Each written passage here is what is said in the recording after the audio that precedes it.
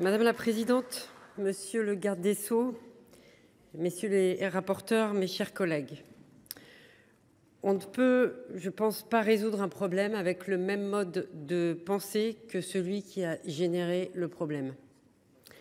Alors que nous nous apprêtons à examiner le budget pour 2025, je ne crois pas inutile de rappeler cette maxime d'Einstein. Cette année encore, nous voterons un budget en déficit, comme nous le faisons déjà depuis un demi-siècle. Cette année encore, nous trouverons en chaque économie un sujet de débat, en chaque dépense l'objet d'un consensus. Cette année encore, nous alerterons sur la dérive de nos finances, mais au fond, rien ne sera fait pour inverser la donne et engager pour de bon le rétablissement de nos comptes. À tout le mieux, ce budget évitera la crise financière à court terme, mais il ne contrecarre pas sa survenue à long terme si aucun changement systémique n'est opéré. Je suis bien marrée de jouer ainsi les Cassandres, mais comment se satisfaire de cette triste pantomime qui chaque année se répète et qui un jour se finira mal? À mon sens, nous faisons aujourd'hui face à une triple impasse. Une impasse financière, une impasse économique et, j'ose le dire, une impasse démocratique. Impasse financière d'abord, avec une dette publique qui dépasse les 110% du PIB et un déficit durablement installé au-dessus de 5% du PIB. Nous avons renié nos engagements européens que nous respections encore au début du siècle. La succession des crises depuis 2020 n'explique qu'en partie cette dérive. Les dépenses exceptionnelles engagées pendant la crise sanitaire, le plan de relance, la crise énergétique, au total, dépassent à peine les 250 milliards d'euros, soit un quart de l'augmentation de notre dette publique depuis 2017. La France est, vous le savez, mes chers collègues, devenue le cancre de l'Union européenne et nous empruntons à présent à un taux supérieur à celui auquel nos amis portugais empruntent. Cette impasse financière mène à une impasse économique. Le gouvernement actuel est contraint de porter un budget de crise qui ne satisfait personne.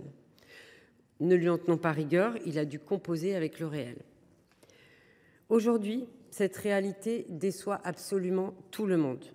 Augmenter les impôts du pays le plus fiscalité du monde pour tenir un déficit à 5% du PIB tout en raboutant des dispositifs de soutien à l'innovation, c'est mettre notre économie sous forte pression et saper véritablement le moral des troupes. Résultat, les investissements, les recrutements sont gelés.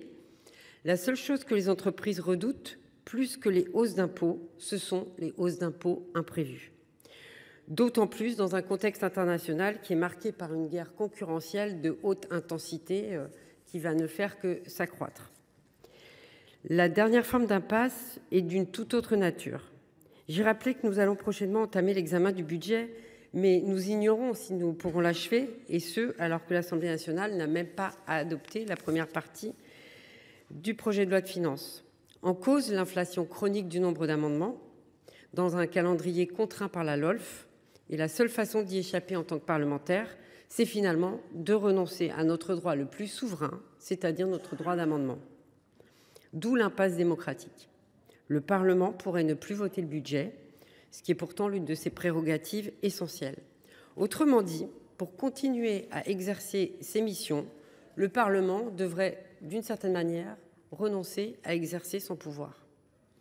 Monsieur le garde des Sceaux, vous avez beaucoup œuvré dans vos précédentes fonctions au renforcement des mécanismes juridiques et singulièrement organiques pour améliorer le pilotage de nos finances publiques. Votre rôle aujourd'hui est aussi de veiller au bon fonctionnement de nos institutions. Je me permets donc d'insister sur cette impasse démocratique. Car les excellents arguments juridiques que nous allons entendre tout à l'heure conduiront de fait à justifier cette situation.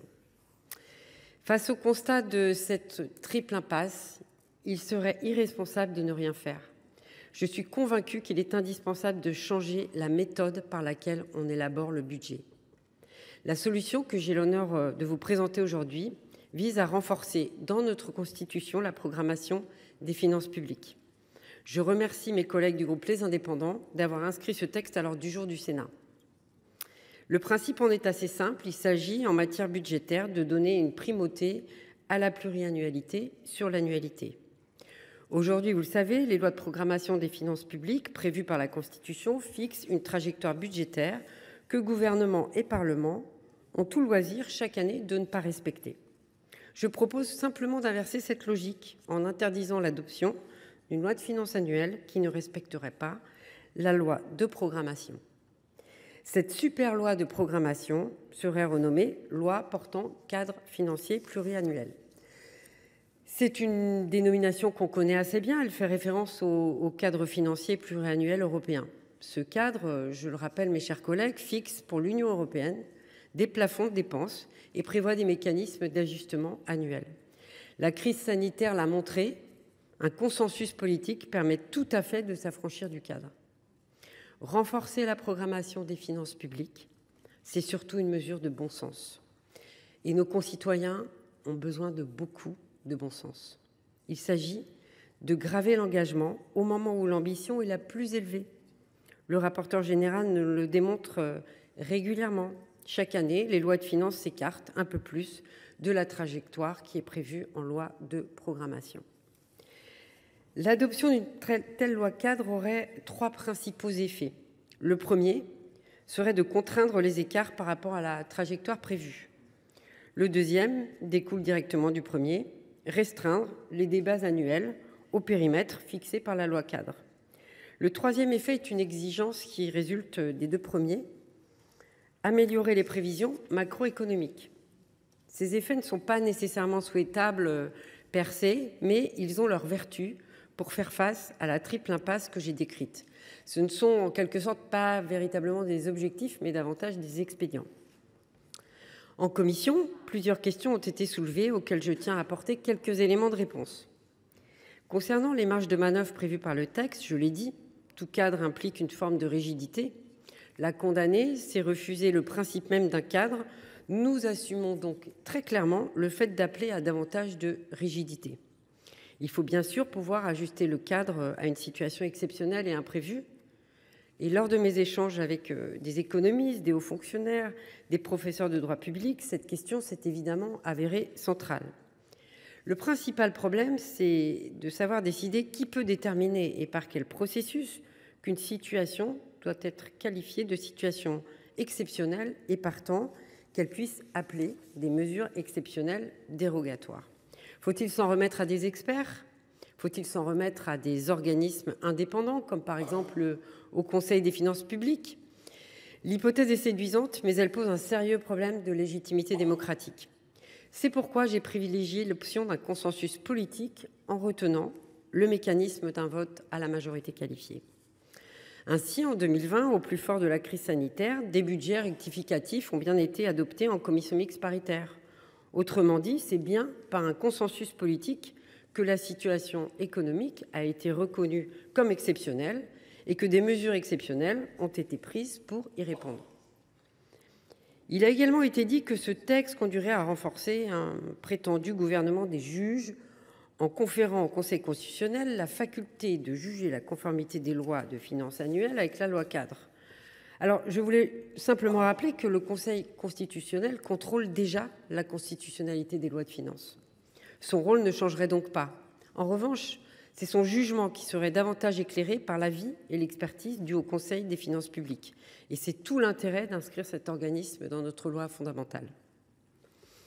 Enfin, messieurs les rapporteurs, vous aviez soulevé des points d'indétermination du texte qui, je l'avoue, n'avaient pas été relevés auparavant et je vous en remercie.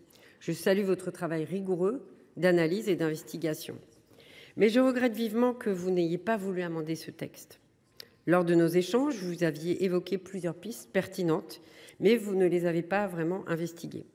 La vérité, c'est que vous rejetez le principe même de ce texte, car normalement, là où il y a une volonté, vous le savez tous, mes chers collègues, il y a un chemin. Je n'ai pas la prétention d'apporter aujourd'hui un remède miracle contre le mal non plus chronique mais structurel dont souffre la France. D'ailleurs, je m'en suis remise aux travaux déjà accomplis par ceux qui nous ont précédés. Ma proposition reprend ainsi les écritures et l'architecture du projet de loi constitutionnelle de 2011 qui n'est pas allé à son terme. Ne rien faire ou faire comme si, un beau jour, bientôt, comme dans un conte de fées, la tendance lourde qui conduit à la dégradation de nos comptes publics allait soudain s'inverser par un heureux retournement de tendance. Une telle attitude me semble irresponsable. Renoncer à un pilotage sur le long terme, c'est accepter d'être gouverné par le court terme. C'est préférer pour nos concitoyens la fragilité à la robustesse. Sans inverser ce rapport entre annualité et pluriannualité, nous finirons toujours par être rattrapés par nos propres démons que nous devons aujourd'hui, mes chers collègues, regarder en face. Merci, ma chère collègue.